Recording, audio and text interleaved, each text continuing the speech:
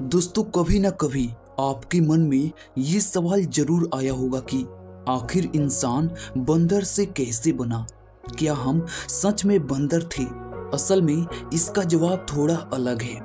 इंसान सीधे बंदर से नहीं बने, बल्कि इंसान और बंदर दोनों के एक बहुत पुराने साझा पूर्वज थे। यह पूर्वज न आज के बंदर जैसा था और न इंसान जैसा, बल्कि कुछ बीच का, जिससे दो अलग अलग रास्ते निकले। करीब 60 से 70 लाख साल पहले धरती पर एक ऐसी प्रजाति रहती थी जो पेड़ों पर भी चढ़ सकती थी और जमीन पर भी चल सकती थी।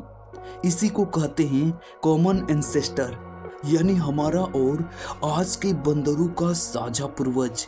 समय के साथ कुछ समूह जंगलों में ही रहे और बंदरों व चिंपैंजी की तरह विकसित हुए, जबकि दूसरी दिशा में जाने वाले समूह खुले मैदानों में रहने लगे, जहां उनके शरीर और दिमाग में बड़े बदलाव शुरू हुए। खुले मैदानों में रहने से सबसे बड़ा बदलाव आया दो पैरों पर सीधा चलना। लगभग 40 लाख साल पहले हमारे पूर्वज पहली बार सीधा चलने लगे। सीधा चलने से उनके हाथ आजाद हो गए, जिससे वे चीजें उठा सके, घोंसले बना सके और औजारों का इस्तेमाल कर सके। यह बदलाव इंसानों की कहानी में सबसे महत्वपूर्ण कदम था। जैसे जैसे हाथों का प्रयोग बढ़ा, वैसे वैसे दिमाग भी तेजी से विकसित होने लगा।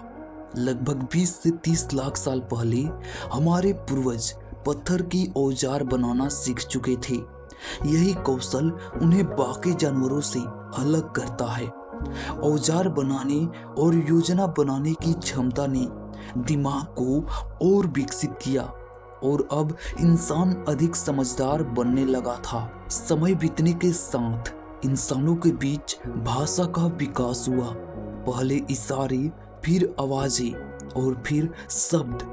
भाषा ने इंसानों को मिलकर बड़े काम करने की ताकत दी। इसी दौरान आग को काबू में करना, खाना पकाना और समुदाय में रहना शुरू हुआ।